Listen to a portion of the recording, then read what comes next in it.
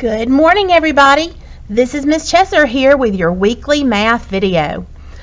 First this morning, I'm going to talk to you about fact families. This is something that we may have touched on in a couple of our other videos, but I wanted just to take a minute to look at it a little bit more closely this morning.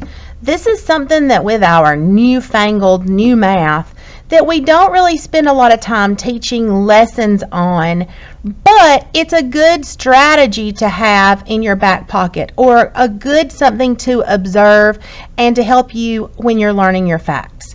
So first, I have set up here, every fact family is going to be made up of three numbers. Okay, and it's not just any random three numbers, and you'll see why when we get into this in a little bit deeper.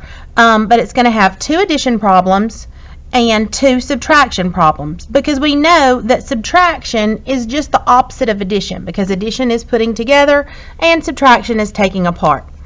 So what we do with a fact family is we look at the relationship of these numbers. That's why it's called a fact family. We're looking at the relationship between those numbers.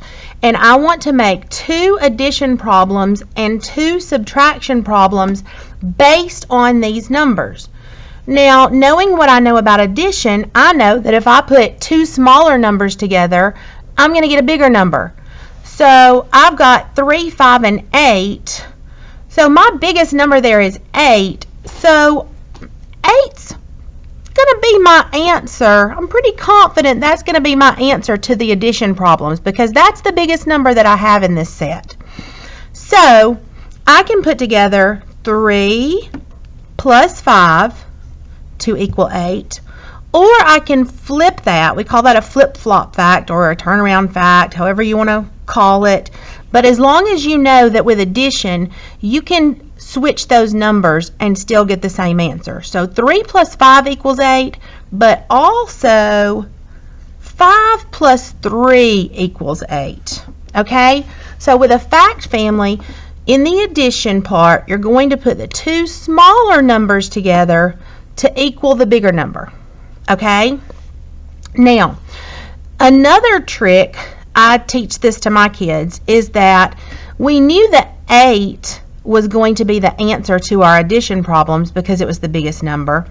Well, it's also going to be the first number in our subtraction problems, because we're going to take our biggest number and then we're going to take turns taking these numbers out of it. Okay?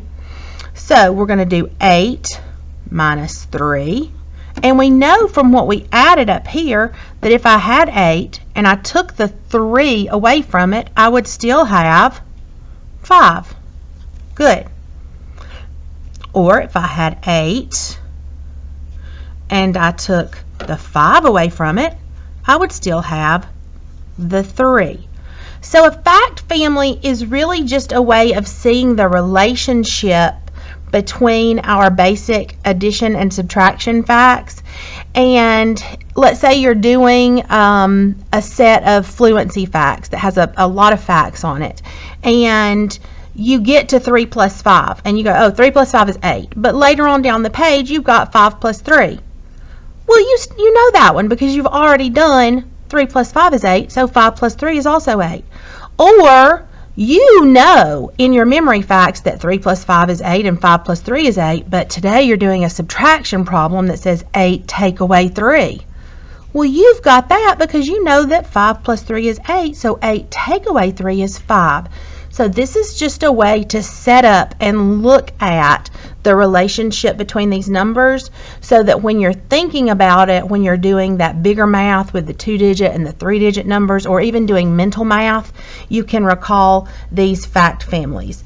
Let's do a couple more together. Now, I went ahead and set this one up from the smallest number to the largest number, but I'm just going to throw this next set of numbers out here.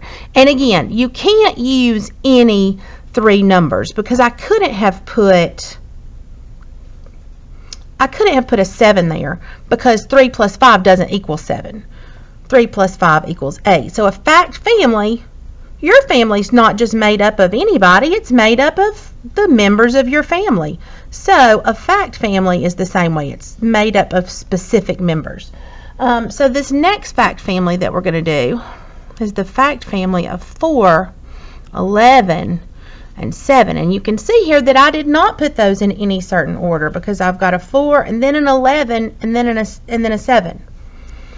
But I showed you over here that when we set up fact families like this, that the two addition problems are going to have the largest number as their sum because we put the two smaller numbers together to make the biggest number. And our biggest number here is what? 11, that's right. So 11 is going to be the sum for both of our addition problems. And we can go ahead and put that both of our subtraction problems are going to start with 11 because we're going to take that biggest number and then take turns taking these numbers away from it. So in this fact family, we would have 4 plus 7 is 11.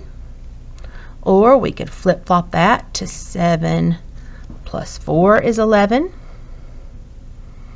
Then we could do 11 minus 4 is what? 7. That's right. Or 11 minus 7 is 4. Very good. All right, let's do one more together. Let me go ahead and set it up with our 2 addition.